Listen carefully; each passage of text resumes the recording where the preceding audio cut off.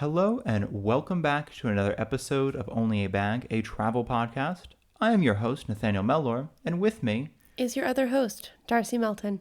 Darcy, thank you for having me on the show today. Thanks for having me on the show today here at our dining room table. You're more than welcome. It is big enough for both of us, but you have to sit on the other end there, so our microphones don't screech at each other. Yeah. We have two microphones, y'all, which is why the last 3 episodes might have sounded a little bit... we're working out the kinks. We're trying to see how to make it sound the best. And I am not a wizard of post-production, as I'm finding out. I think you're quite good at it. Thank you. I hope everyone else thinks so too, because otherwise it's not going to sound very good. What are we talking about today?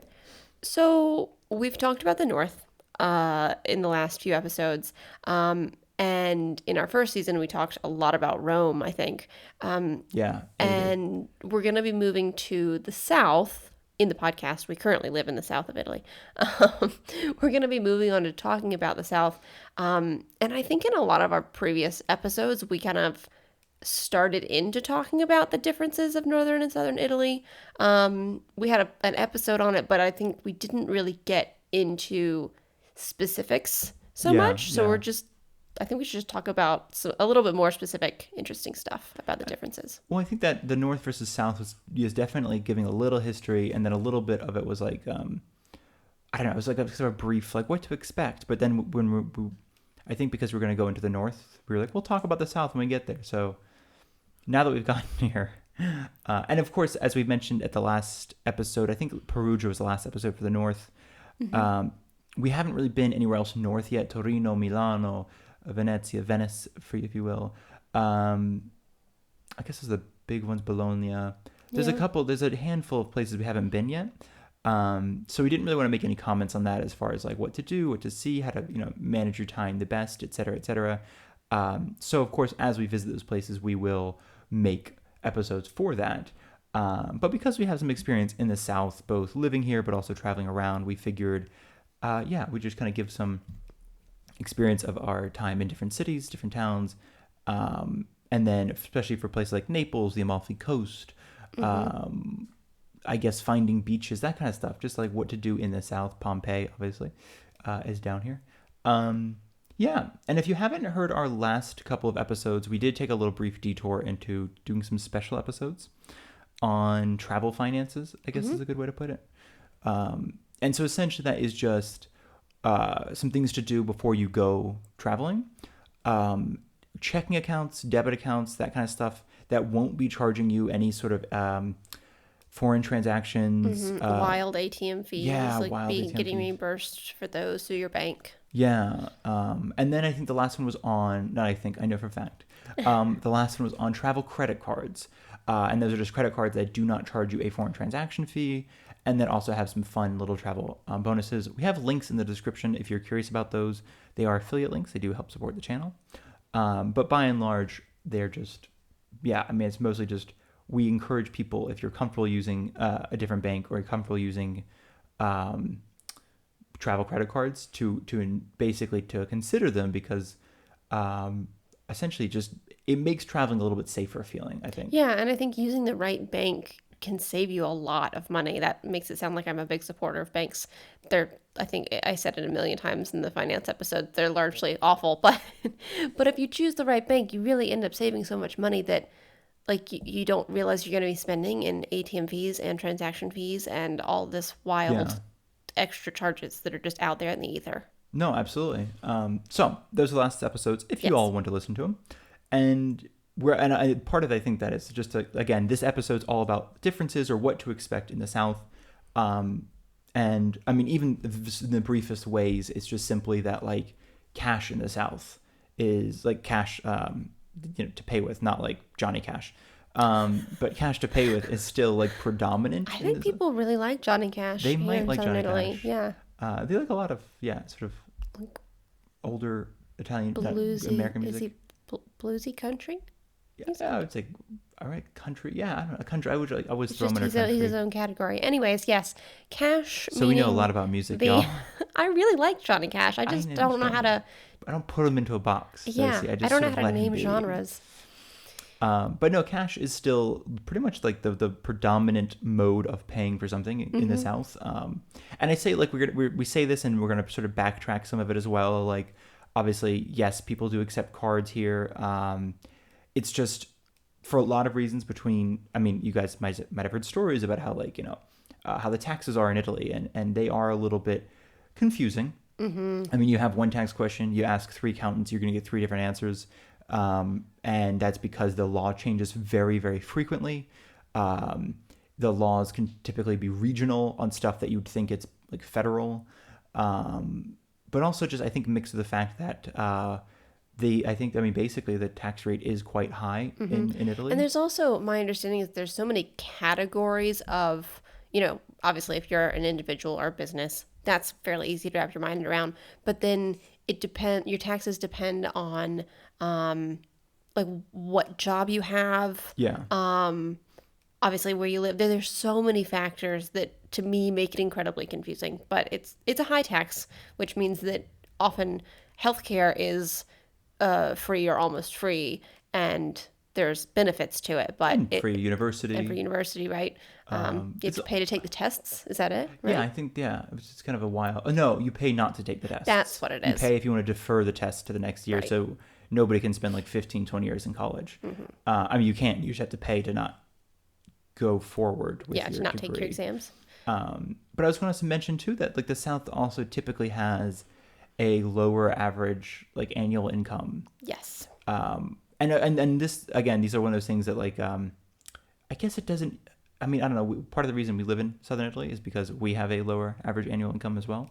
And it's finding a place that you can live and not be, I don't know, scrabbling to survive is really nice. But no, it's just in that sort of comparison, North versus South, you do have, the North typically has just a higher income overall than the South. So things, even in the South, where people are like, I would prefer you pay me in cash, because if you pay me in cash, I don't actually have to report this. If you don't pay me in cash, I have to report this, and I'm going to charge you extra because I need, to make up the difference. I mean, even simple things like going to a private doctor, which a lot of doctors in the South are private, or I guess let me say, there are a lot of private practices in the South because while you just mentioned the healthcare system is free or very, very cheap, depending on what you get. Like the emergency room is free, I think, for everybody, tourist or resident or citizen of Italy. A few other things are free. But then you have to pay small amounts for just procedures or for whatever normal care. No, so you have a lot of doctors in the South have private practices because the hospitals in the South are typically quite underfunded. And that's a mix between a lot of people go to the North because it's more well-funded, I guess, healthcare. And then that kind of creates this cycle of then having underfunded healthcare yet again in the South. And it's also my understanding that healthcare depends, it's very regional, which means it's also very dependent on regional governments in the way it functions and how much money they have access to, like how much funding they have and all that. So it's so complicated. Yeah, no, for sure. And it's really complicated and it's very regional, but it's also, to me, it seems like a trickle down of Italy's history. Sure, no, absolutely. And we can actually launch into that in just a second. And the only thing I wanted to say is that even with the healthcare, like if you go private, sometimes it'll be less in cash than you will pay a card for. Like grocery stores, it's, if it's $10, it's $10. It doesn't matter how you pay. But I mean, anything that's not an actual, they call it activity here, but it's a business. Anything that's not an actual business, no, I guess private doctors are an actual business, but I don't know. There's a line between, I mean, even when we order wood, it's like, the guy's like, if you want to send me a money transfer, it's going to cost you more. But if you want to just pay me in cash, yeah, I'll give it to you for $20 less. So there's that thing of just like, and that's not a tax issue. That's just the fee that like the bank takes for doing the money exchange, right? No, I thought that was a tax because he doesn't have to put the cash in the bank. He can just keep the cash in cash. Okay. I was thinking it's like we have a post office bank account essentially here, and they take a small fee to do money wires and transfers. So I assume some of it was just They that. also take a small fee though, and we never really talked about this. We don't actually have to. I guess at some point we're going to talk about for people who are going to plan on live in Italy. But all Italian bank accounts charge you a monthly fee to use the bank account, including the post office. I think we get charged $12 a year, so it's like $1 a month, I think. And then there's a variety of little fees, as you just mentioned. Sending money, putting money on the card. It costs $1 to put, or €1 to put money on the card, which is always weird to us. A few other things but no, I think they basically, once it ends up in their account, they have to declare it. So they just sort of, as long as you keep things in cash. And again, in the South, like so many things are done in cash. I mean, we have architect friends who get paid a few €1,000s in cash. We have doctor friends. We have it seems like so many things are done in cash. And so it's not like uncommon for people to go to the bank and withdraw 5 or 6,000 euros to pay somebody. Yeah, and what's interesting to me is I keep saying things are complicated. Maybe they're not, and I just don't understand. But there are even like legal things, like getting a Marco de Bollo, right? Yeah. Which is like Yeah. it's a a tax stamp. tax stamp, right? But you have to pay it in cash at a tabacceria, which is the place that sells cigarettes and classically salt, and now they sell other little knickknacks and things. But you have to pay that in cash. So, like the government is telling you, go pay this person at the tobacco shop in actual money rather than in card. And you make a good point, and actually on that very quickly, because we mentioned in the first finance episode that you won't really need cash when you get to Italy until you get to your hotel room, because they ask you that you pay the city tax in cash. And so that's the same thing to the Marca de Bollo, which probably won't really affect anybody who is just coming here as a vacation. Yeah. But if you're looking to get like a residency visa, if you're looking to get anything that's remotely signing a document, I think even like signing a lease, if you're going to come here as a student, you need a Marca de Bollo on your lease. I think there's a few other things, but between the city tax, between even that, like if you order a package from wherever, not necessarily Amazon or something like that, but we've ordered packages from outside of Italy before. And what happens is you have to pay, obviously, a value-added tax, which is passed on to the consumer, which is one of the reasons why things are a little bit more expensive in Europe than they are maybe in outside of Europe. But it's an extra tax on these, anything you buy, basically. And which is why a lot of people, a lot of expats will travel back to at least their America or some country, wherever they're from, if it's cheaper, because I'm thinking like phones and stuff are usually $100, $200 cheaper in America than they are in Europe. But all this is to say, when the package delivery driver arrives at your door and you have to pay VAT, you have to pay in cash. Which is You're wild to me. You're basically just handing some guy handing $20 this for your package. Or 40 sometimes. I mean, you've gotten packages and you from don't family. know until they arrive and tell you, like, this is what my clipboard says. You owe me $40. Yeah, and if you don't have it, well, I'll come back tomorrow, hopefully, and maybe you'll have it then. And then they just leave with your package. And it's a little, it's a very, I don't know, at the first year or two, I think we felt very like, are we getting scammed? Is this like a big scam? Is this, what's going on? Like, yeah, because you don't get a receipt for half these things. It's just like, even recharging our phone has to be done in cash. I mean, like, Again, at the tobacco shop. At the tobacco shop, or there's actually a couple other places that'll do it because they have those little machines that'll recharge your phone. Yeah. But predominantly it's cash only. I'm pretty sure even at the store, like it's like going to the T-Mobile store in America, and they're like, oh, you want to recharge your phone? Only cash, thank you. It's a little weird. And anyway. it can't all be a tax dodge. Well, I assume not all of it's a tax dodge. It's just I just kind of assume, like at the Marca de Bollo, I kind of assume there's like, because that's 4 taxes, and the government tells you to do it. So. Well, I kind of assume that one is also just like they don't want to pay the 3% like MasterCard or Visa fee. So they're like, if it's in cash, there's no extra fees. Yeah, it's our circulated money coming back to us, because I think also, I don't know, I'm curious if it's just like they don't want it to go to something else, like if you're, I'm like, if it goes through MasterCard or Visa or something like that, I'm wondering if they're, Maybe we should do a lot of research and then do an episode before just guessing. No, I think this could be a whole guessing. episode. I just like spouting theories and hoping that I'm right. Just be like, you know what it could be. So you mentioned earlier though the history. This all ties into history. Yes.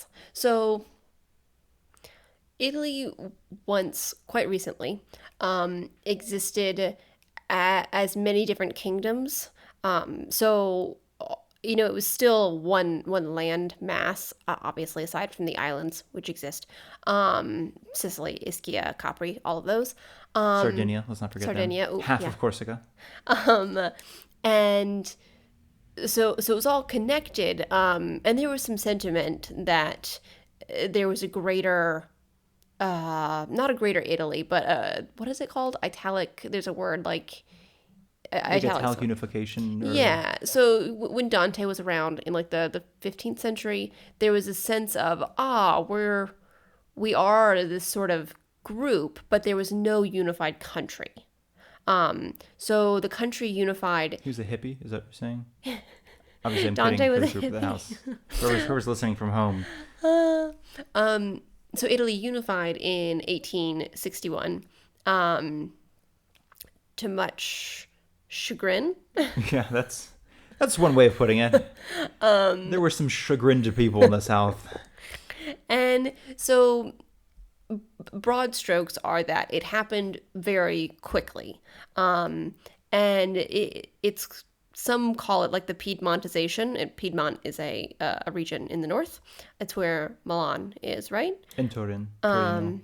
So basically, this is my dramatic representation. Piedmont was like, hey, we are pretty good at finances, and being fancy and wealthy, and we pretty much have our stuff together. So we should share this with the rest of these kingdoms and just become one unified Italy. And so they did that, and they thought of the South as the people of the South as barbaric and dumb. Just they didn't have much respect, if any, for the people of the South. So they unified really quickly, and southern Italy had a, what is it called, a protectionist trade, essentially. So which, yeah, I think is still, it's one of the things you can still feel here. People in southern Italy and of all of Italy are really proud of their products. They're really proud of their food. They're really proud of what they produce. And southern Italy worked in a way where it was just a very local economy. Sure, So yeah. not just like the southern half of the country. It was, individual towns and regions and kingdoms. If I may, though, could jump in, like just to give an example, because I think, especially coming from the States, saying local product can mean anywhere, like in Good that point. state. Yes. Like we live in a very tiny town. It now has about, I don't know. It's basically, it still has 5,000 people. It had 5,000 people 200 years ago. It's just they've now moved out of the medieval town and down into sort of this new town built, not new town, but they built a bunch of apartment blocks on a flat part of land where you can park your car, basically. And that was a big thing in the 90s where people were like, oh, we got big cars now. Now that the 1970 oil crisis is over, we can start driving around big cars.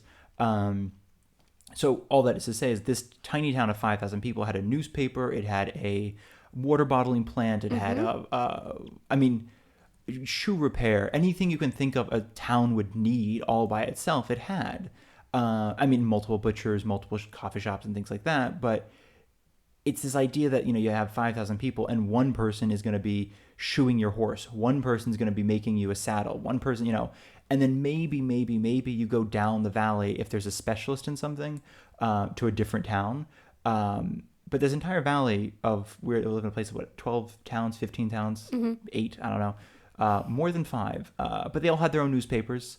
And while they got their stories, some from the sort of Associated Press of the South, and up until fairly recently too. So it had been the Associated Press of Italy, whatever that was.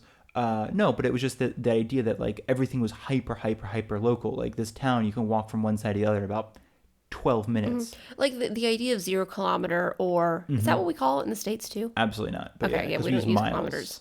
But we don't have a 0 mile. We don't, because that's not really a thing. Like here, you can actually do something from 0 kilometers away. Well, that's what I was going to or say. within Like, one, I guess. Even today, it's very normal to have food that is from a farm you can see from your balcony. Yeah. Like that's a bit of an exaggeration, but that is how a lot of food here is.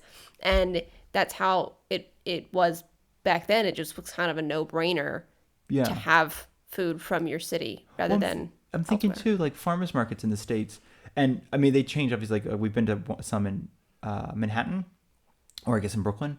And they're coming from upstate. They're coming from 4 or 5 hours away. Right. And, even if you're going 50 miles an hour, 5 miles away, it's 250 miles away. So it's not, it's local in the sense of it's from New York. Awesome. But it's not local in the sense that it's grown in Manhattan, thankfully, because that maybe not be so good. And I'm thinking, even where we're from in the South, there's a lot of farmland around in the States. Sorry. Yeah. We're from the South of a lot of places. Not because we love Southern politics. It's just because we like places where it's warm. And I think Southern Italy's advertising on that was quite misleading. It's often very cold here. But no, I'm thinking like the farmers markets there even are not necessarily, even though we're surrounded by farmland, a lot of those places still come like 50 miles. I mean, I worked at a really... It's still very much a drive to get to whatever farm it is that produced your, quote, local goods. But I think that's the thing. Like, I remember working at a nice restaurant, and it was basically like 25 or 50 miles was local on land, and like 100 miles was local on sea. But then here, I mean, again, you have some of these places that they're literally like, so we went into the water about like 6 feet out, we caught some fish, and here it is. It's from like 7 yards that way. And not all, obviously, there's still plenty of seafood restaurants on the water in Italy that are selling you, Alaskan cod. Yeah, so it's not like everything is not 0 kilometer. But as you just mentioned, it was protectionist. It was very much every town was supporting itself. And arguably there was very little growth in the sense that, the town we live in was not getting bigger than 5,000 people ever. It took, 400 years. And it still has not gotten bigger than 5,000 people. Yeah, it was just kind of like a closed system in a way. I mean, people die, people are born, your city keeps going, but it's not like, conquering. It's not growing and conquering. It's just existing. And I think something on that note we heard recently is there's a city I'd mentioned earlier this podcast called Salerno. It is known as sort of the gateway to the Amalfi Coast. It's basically... when you're going to the Amalfi Coast, there's really only 2 ways to get there because it's a coastline and it's on a peninsula. So you either have to go from Sorrento, but to get to Sorrento, you have to go Naples usually, or you go from the south along the Amalfi Coast and starting at like Vitri sul Mare, and I guess he kind of goes out, and then I think Positano is like one of the last stops on the coast before it swings back around and goes towards Sorrento. But Salerno, 150 years ago, while despite the fact it's quite an old city, I'm fairly certain it has roots in a Greek settlement and then later in a Roman settlement, a Roman town. It also never really went past 5,000 people. You had fishermen, you had, maybe a soldier outpost, this, that, the other thing, but it was sort of like the perfect size of a small town. You didn't need 1 million people living in a place except like, I guess Rome had, some people, I don't know, a couple thousand, 100,000. I have no idea what the population of Rome was. Well, that Rome is actually a good point. So whenever we were talking about how Italy was not a unified country until 1861, so in Roman times, in the BC, I think it's now BCE. Is what we're supposed to say. Is that what we're supposed to say? Oh, because it's the non-religious version of timetables. What timetables? No. What was it before BC? What did that stand for? Before Christ, I think. Just BC before Christ. Yeah. Wow, that's wild. I thought that was just something we said like in school. But, it is because we were taught that. Because we went to school in the South. Yeah, exactly. That's what I thought it was. And what did you tell me that AD is? Anno Domini. Anno Domini. Which, now that we speak Italian, makes a lot more sense than it did when we just spoke English. Yeah, it just sounded fancy. Because we have, what is it? Anno Domini is just like today's year, basically. Yeah. The year of today. So BCE, if you will. Yes. Before Common Era. In the BCE, which makes it sound like I'm saying in the BBC, which is my BBC the British voice. Broadcasting voice. So anyways, the Romans in the Roman times, in the BCE, they were obviously doing what Romans do. They were going places and saying like, this is Roman, that's Roman. And if you're resident in Rome, you're resident in Rome, doesn't matter who you are. It's this whole thing. So the point is that Rome was unifying many places in their time, but that was not Italy. Italy did not exist as it does during that time, and it was not a unified country. Yes. No, I think it's also, I don't know, this is something I had trouble with, I think, when we first came here. like trouble understanding, because I was like, yeah, but weren't you guys like all Roman? It was like, yeah, like 1400 years ago. No one is like, I mean, the amount of upheavals, the shifts, the introduction of the French, the introduction of the Spanish, the introduction of the Turkish, the introduction of every other group ever to come down here, the German tribes of the north, which I guess was during the time of maybe the Roman Empire. Um, no, it's like one of those things where I guess as an American, I had no frame of reference for like. I mean, it's kind of like Differentiating times. Yeah. because it's even farther back than saying like, oh yeah, like we used to be. I don't know. I'm not English. I don't think I might be, but yeah, the idea that like Americans are from the English with their own savior complex, but it's farther back than that. It's just it's like, I mean, I guess it's like modern day Italians reaching back to the last time they were unified was 800 CE, something like that, when the fall of the Roman Empire, the last vestiges of them clinging on to all of Italy. And of course, that's before the, as we learned in school, the Papal States. You learn about city-states. You learn about Venice, the Kingdom of Venice, the Kingdom of Siena, the Kingdom of Florence, etc., etc. So this is even before that. I mean, you have this like the last time it was unified. What was England doing? It was an island where people hated. Well, I was going to say like everybody else around them, but they haven't really changed much. This is just launching attacks at the English for no reason. I was thinking more of like because the Romans, I think, were in England for a while there. I do not know when. The Romans were everywhere. Yeah, they really needed to knock that out. Yep. Knock it off, not knock it out. They needed knocked it out of the park, but they needed to knock it off. No, but if I, as you're just saying though, it's just they. It was hard for me to grasp, and I'm still sometimes grasp the fact that like I imagine it's like, oh no, it's one unified country that's simply reunified 1400 years later. But more, I think the common feeling is no, it was a different group of people were here that we have no attachment to whatsoever. 1400 years later, somebody is now knocking at my door saying we're one country, but as you just mentioned with the protectionism versus, or you're going to soon mention the free market of the North, it was sort of like nice. So you basically took over the South, usurped the king, and now we're just supposed and thrust upon them this new idea of economy that they couldn't manage. Yeah, no, you mentioned to me off camera, off mic, was just the fact that you had these established northern companies, for lack of a better word, that already knew how to operate in a free market, that already knew how to advertise, they knew how to sell product, they knew how to be cutthroat. I'm just thinking like, because here in this small town, you don't need to sell. You don't need to know how to advertise. Like you need to buy beef. Yeah, go to the butcher. Yeah, you don't need an ever expanding economy. I think that a lot of us from the West probably understand well the idea of this like ever growing idea of capitalism, where every company thinks that they have to sell more and have better numbers and hire everything every quarter, every month, every year, and obviously, that is destructive, but that's not the point of this episode. But that's not what they were doing down here. They weren't ever expanding and trying to make more sales and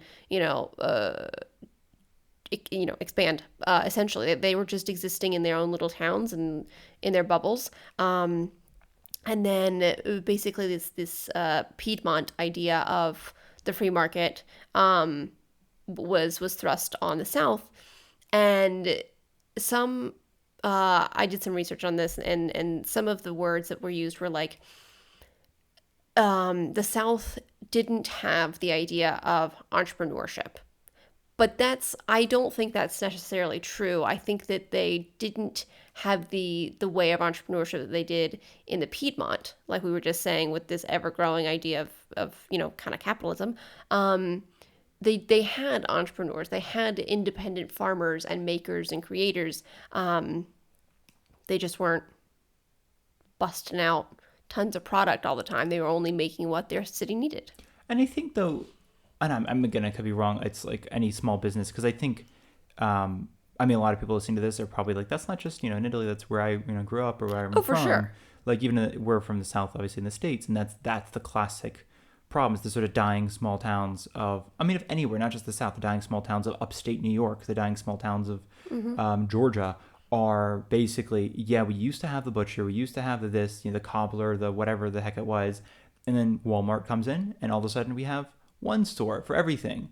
And of course, when the Walmart then does not stay there because it's either not enough money or not to get into this weird anti-Walmart rant, but basically that's their whole point is they go in, they undercut prices around them, and then when all the stores close, they basically shift back to normal, not, you know, ridiculously low prices. It's But all like Amazon as well. yeah, a lot like Amazon as well, exactly. So it's a little bit like, well, now it's too late. And I think here it was kind of the same thing. It's like you had a much bigger company coming down and seeing, oh, we have thousands or millions of new people to sell our products to, versus somebody who was from here who only had the idea of like, I don't need to sell my stuff to the town next to me. They have their own. I don't need to sell my stuff in the big city. They have their own. And it's a bit, I will, because you talked about also there's like no entrepreneurs down here, as what is mentioned. And it's funny because, I mean, I think that's definitely there's a lot of these sort of undercurrents of feelings that still exist today. And the sort of the idea of entrepreneurial energy isn't as palpable in the South, I think, as it is in the North. Just,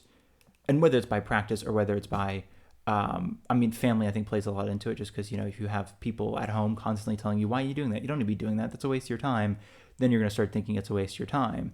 But I'm just thinking the amount of like, but I don't know, it's like the amount of the lack of people like trying to start new businesses or wanting to start new businesses. They have an idea, but they're like, it's like this sort of half-baked idea that they then throw upon the world, and they're like, I don't know, that didn't work. And I guess people don't want that. And it's like, no, people wanted, whatever it is you're selling, whether it's a sandwich shop or a tile place. It's like, of course people wanted that. You just, I know, it's almost like, it's like as soon as the first sign of I don't know, like not even defeat, but it's the first sign of people not coming, or the first sign of resistance. I think defeat is an interesting word. What I'm going to say is, with love and not from personal experience, it's all from stories that I've heard from people around here. But I think there is a sense of defeat and like, why would I do that thing? Yes, like very much so. If there's an opportunity for it to not go well, why would I do it? And in addition to that, I think there's also sometimes a sense of, oh, something is wrong, but I'm not going to do anything about it. I'm not going to take action on it because I probably won't win in the end. I won't succeed. That thing will still be going wrong. And people say here, like, kamafa, like, what are you going to do? Yeah. And again, this is not personal experience. I'm not from here. But what I hear is that a lot of that seems passed down, like sort of ancestral, not even very far back from the unification. Like they were, and people, still talk about the unification here, like, in regular conversation, like, oh, we were defeated, we were taken over, and, we were forced to produce, we became the breadbasket of Italy, southern Italy became the breadbasket of the entire country because they had so much food production here, because not in the mountain town where we are, but much of southern Italy does have many sunny days a year, and high production. So I think there is just this sense of like, why would I do anything if it's just going to be taken away, or everything's always going to be awful? Well, as I mentioned too, as you were telling me as you're reading, it's like when Italy became unified, the North, essentially the Piedmont region, the North, placed all the military officials, they placed all the government officials, they placed everybody in the positions of power above. So it was kind of like, while there's this free market, you can grow whatever you want. It's like, not really. You have to learn how to compete. It used to be you grow beans because everyone knows you was Giuseppe the bean farmer, and all of a sudden it's like, oh yeah, but we get our beans from a different region where it's much cheaper. Like I never had to compete with the beans of Basilicata or of Puglia before. Nobody was in their right mind was getting beans from way over there, and now they are. So I do think there's a little, and this is not like anti-free market, by the way. Neighbors like, it's not anti-free market. It's just simply with a lot of Italians in the Americas, United States, South America, Central America, Canada maybe. I have no idea. I honestly don't know how many people went to Canada. But like Venezuela, Brazil, Argentina, United States, I think are the four big ones where a lot of Americans went. Americans? What am I talking about? Italians. A lot of Italians went. And which is, again, sort of funny little brief thing. I think we've mentioned this before, but if you tell people here you're from America, the assumption is where you speak Spanish. Like one of the sort of, we told a number of people from America without realizing you're supposed to hear say the United States, because they're assuming America. Oh, you're being colloquial, like you're from the South America, Central America. The Americas. Yeah, the Americas, you speak Spanish. But if you're from United States of America, you're from Stati Uniti, the North, the United States. So just a kind of a fun little thing there. But after 1861, I mean, if you look at a lot of if anybody who's listening is Italian American or has Italian roots that they know of, if you look at your sort of Ellis Island documents, for lack of a better word, your immigration documents, a lot of it happened in the 1870s, 1880s. There's basically some regions went through famine, some regions went through, I mean, even in this whole area, it was the Briganti, the brigands, the outlaws. And while some of them were sort of fighting against the unification, so they're attacking like military outposts and soldiers and things like that, just as many of them were attacking towns, farms, just kind of general mayhem, laying waste, being terrible people. You said it like a real Southerner, some general mayhem. Some general mayhem. Well, when you're in the South, you have to speak of the South as Southerners do. That's good. No, and so a lot of people left here, and you know, basically, like, you can't stay where there's no point in growing things. There's no point in living here. So a lot of families obviously sent whoever they could to the new open worlds of the Americas. And there's a lot of bouncing around. Like, I think even in my own sort of, what is the people above, what are they called?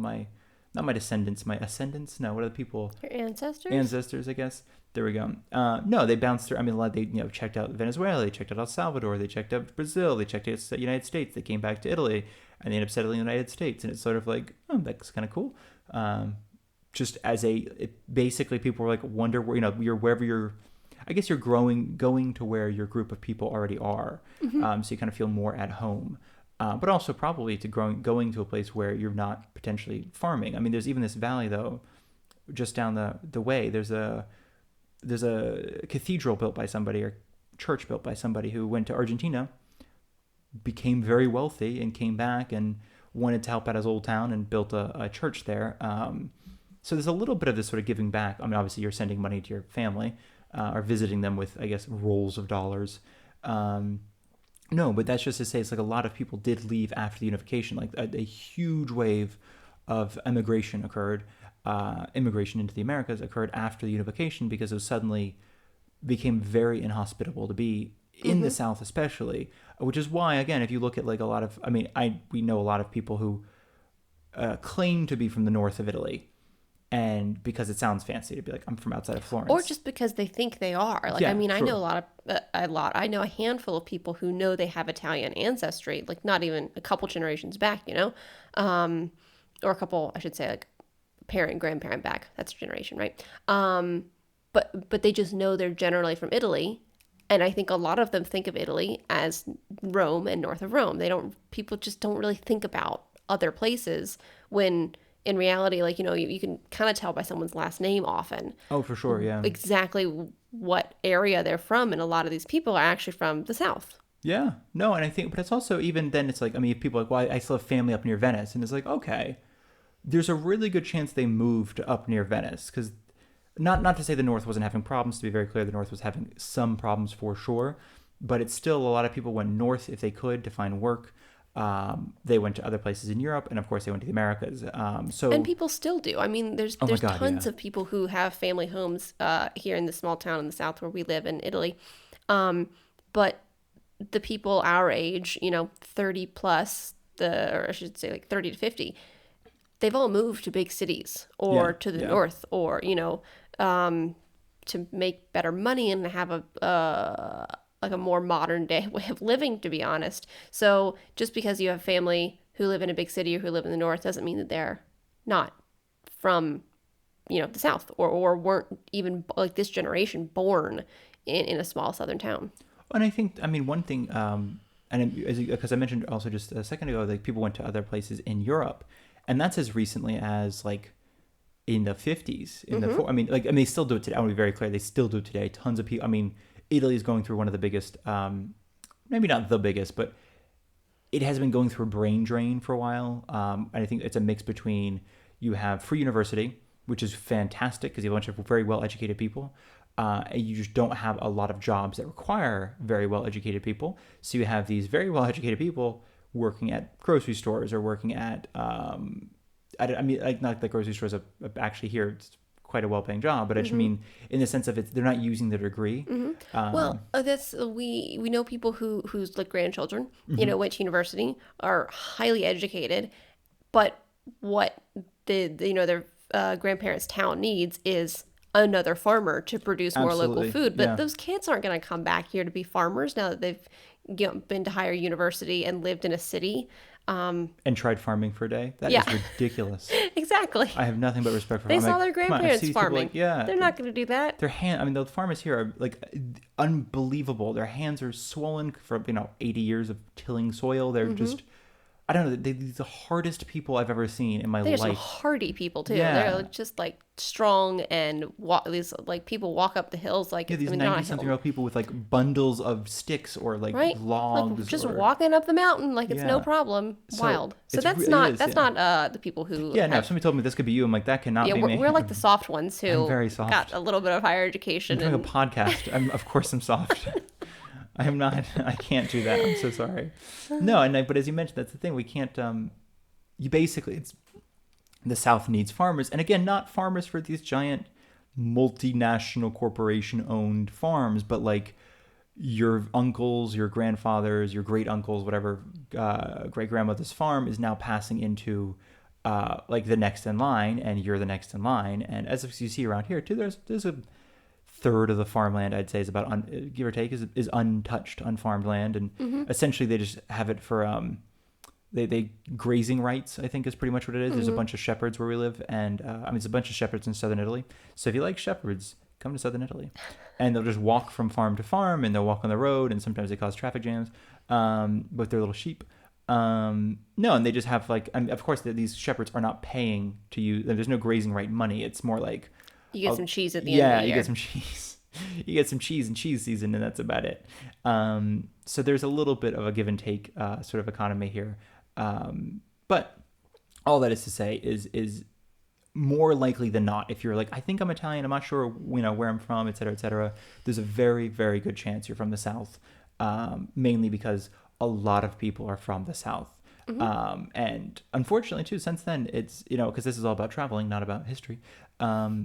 In many ways, it hasn't really recovered, but also in other ways, it, I guess, recovered, and because never really covered with Italians, I should say. Like, that was a big thing. Like, while some, I mean, the town we live in, it's got like 60 people from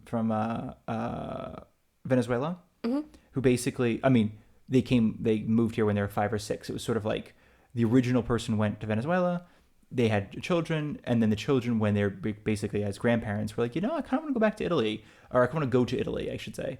Or even sometimes the parents in that case were like, I'm going to go back to Italy. And so you have a lot of these people who are now in their 60s to 80s who were born in Venezuela, but who've lived here their entire life.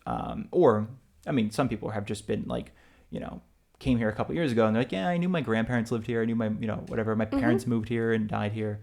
Do they still have cousins here? Because part of the family stayed Exactly. here and part of the family left. That's big. They came every summer kind of thing. Especially, it's weird because, I mean, not weird. It makes a lot of sense. In the summer, Spanish is quite a popular language here, despite the fact we're in Italy. And it's not even Spain Spanish. So I guess that's kind of interesting. All this is to say is there's an interesting connectivity with the past and with the fact that the population here just never really recovered after the unification. And while it's could currently potentially arguably a good thing because, that's Europe's whole thing is unification with the EU and, basically trying to become rather than a smattering of small countries, one large unified body.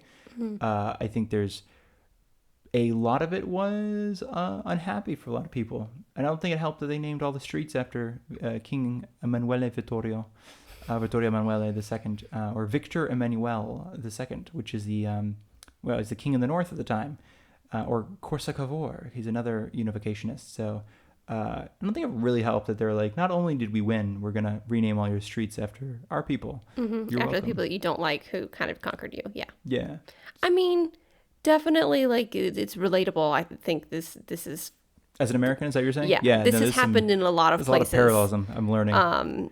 It's not to say that it's equal in any way to the way this happened in any other place, but I think that there's a lot of... You could understand. Well, I think it's also, I think, it's one of those things I think it's hard because I think it's just Europe in general has a very bloody history of conquering your neighbor as quickly and potentially as viciously And then as pretending that possible. you're friends. Yeah, exactly. Like pretending you're friends. So I think that is just to say, I think we were 44 minutes and got totally off track in this episode, didn't we? Yeah, we just kind of meandered around talking about history vaguely. And not even the interesting, but there's just a lot of interesting history of Italy. Italy's got some fascinating stuff in the past. And like what you were telling me off mic earlier, is like when we all think of, ancient Italy, it's southern Italy, really, is All what of you're it, thinking yeah, of. all of it is southern Italy. I think So, we mentioned, Yeah. I want to say that North versus South episode, we talked about Sicily and how now Sicily has this sort of rep of being, the mafia's in Sicily. I'm saying that in a funny voice. It very much is. I don't know how I'm talking about. But no, I'm just, I couldn't even tell you well with the whole Magna Grecia thing, which we didn't actually learn about in school, which was hilarious because Italians obviously learned very much about the Magna Grecia, which is these sort of Greek settlements in Italy, specifically southern Italy, and how Sicily was a Greek island. And we talk about Archimedes. I think Americans say Archimedes. Yeah. And how he was born and died in Syracuse, which is in current day Sicily, current day Italy. And then back then, we consider him this great Greek mathematician and inventor. But I think it's like kind of the same thing when you're talking about ancient Greece. What most people are referring to is ancient Athens. Mm-hmm. Very few people are talking about ancient, I don't know, Crete or something. I mean, they might be. There's a Minotaur there, I think. King Minos' Minotaur, Crete. Am I just like, did I just mash up 4 different You stories? might have. Ooh, Percy Jackson is Where was failing me. the oh gosh, Colossus? He was in Rhodes. Which I want to say, I mean, there was more than one, I think, but yeah, but the Colossus of Rhodes, it was in Rhodes. But again, that's like, I mean, again, you feel like you go through a history of one of these things. It's, I don't know. I guess I'm always assuming that, like, if they have a Greek name, they're from Greece, and then you find out like this guy never left what is now currently Turkey or Egypt his entire life. He just was like born and died in this town in Egypt, but because it was under the rule of Greek influence at the time, it was okay, I see what's going on here. And the same thing with Italians. It's just, I mean, with Italians, but with Italy, it's just so much influence from other countries through the years, through 2,000, 3,000 years of history, that I know a lot of it's, I mean, I guess a lot of the influence is still here in some ways, like buildings and math, I think, is still around, kicking around somewhere. Not that math was created here. I think that's algebra certainly wasn't. But all that is to say is there's some fascinating history we never actually got into, which we might do in a different episode. But the next episode is supposed to be mostly on, or this episode was supposed to be mostly on the differences of North and South. Like, yeah, so we're going to do that next episode. yeah, the concrete differences in the North and South. I guess this is just like a primer. This is just I don't know. It's just chit-chat in a history class. It's to poke that little red button on the side of the lawnmower. What is that called? The primer? It's a primer. Okay. Yeah, you're priming the pump. There we go. Are you supposed to do that before you? You can tell I've lawn mowed a lot of times in my life. Oh, have you lawn mowed a lot? I've mowed some lawns, and I always just like, I always like the little button. And then I started using the electric lawn mowers that, but none of these were my lawn mowers. These were always, I was mowing somebody else's lawn with their lawnmower. But all that is to say, I started using electric ones because there's a start button, and it's very quiet. I've never used one like that. It's nice. It's good until the end of the lawn, and then it starts losing juice, and then you're just like, oh god. You gotta keep going over the same patch over and over again, but it's good because it weighs like half a pound, and I mean, I don't know, it's not loud. That was the biggest thing. I could listen to stuff with the big ones. I couldn't listen to anything. I just had headphones on. I was trying to protect my hearing. Don't think I did a good job. I listened to a lot of Coldplay when I used to mow the lawn as a teenager. I think I had like 2 songs on my phone or something, and they were both Coldplay songs. Viva la vida. That's one of the songs. That's what we're doing now, unless that's Spanish. It might be.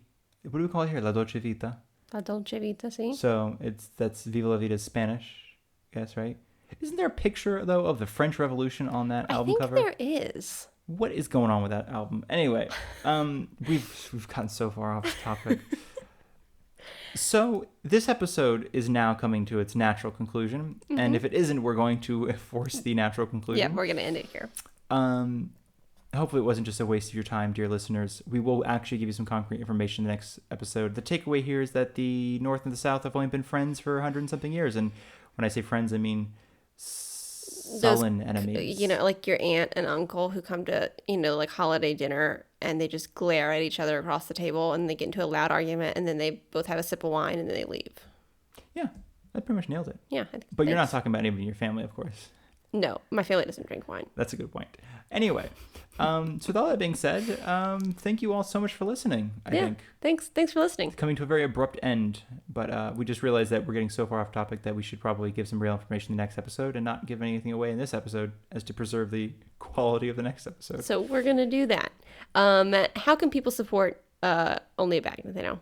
You can support it by clicking some of the affiliate links in the description or going to our website and just like reading articles. That would just make me happy. It doesn't give us money. It's just we spent a long time on the website and we're constantly adding stuff to the website. Very slowly, though. I want to be very clear. It's not constantly adding a lot of stuff. We constantly are adding, often working on it. Yeah, very little, few things at a time. But and the articles that you write are a bit more concise than the way we speak on the podcast. The articles I write are a bit more concise. There's a lot of very sarcastic articles, though. If you think I'm sarcastic in a podcast, oh boy, wait till you listen to these articles. I have tried to tone it down because I realized when you're trying to figure out what bag to bring to Italy, you don't want somebody being sarcastic. Yeah, those are on the old website there, and. No, they have basically tons of information that, again, what bag do you bring to Italy is not worth a podcast episode. But maybe one day we'll talk about like what to pack, and then we'll talk about that. Mm-hmm. You can also like and follow us on Spotify and Apple Podcasts, and Google Podcasts is closing down. Yeah, they're going to move to YouTube Music. Mm-hmm. So we're going to try to figure out how to get on YouTube Music. I don't know if it's supposed to be an automatic process or not. So maybe you'll be hearing us on YouTube Music by the time this airs. In the sense of, well, I guess you will not, because it's not going to change to YouTube Music till 2024. And I like to keep that just way off in the distance. That's not in 3 or 4 months. So if you're listening in 2024, you might be listening on YouTube Music, and thanks for that. Yes, thank you so much for that. But I think that is, support us by liking us, reviewing us, rating us highly, please. We'd love it so much. Some affiliate links in the description, mostly to the credit cards we talked about. And check out the website if you like reading. If you don't like reading because you're listening to a podcast, you're like, why would I read? I'm listening to a podcast. I'm clearly the listener podcast ship thing. Then tell your friends who prefer reading over listening that there are some articles out there. All right, I think we should stop talking now. Darcy's glaring daggers at me. She's We've like, been can you talking for end so it? long. And with that being said, thank you all so much for coming to our humble little podcast. I have been Nathaniel Mellor. And I've been Darcy Melton. Good night.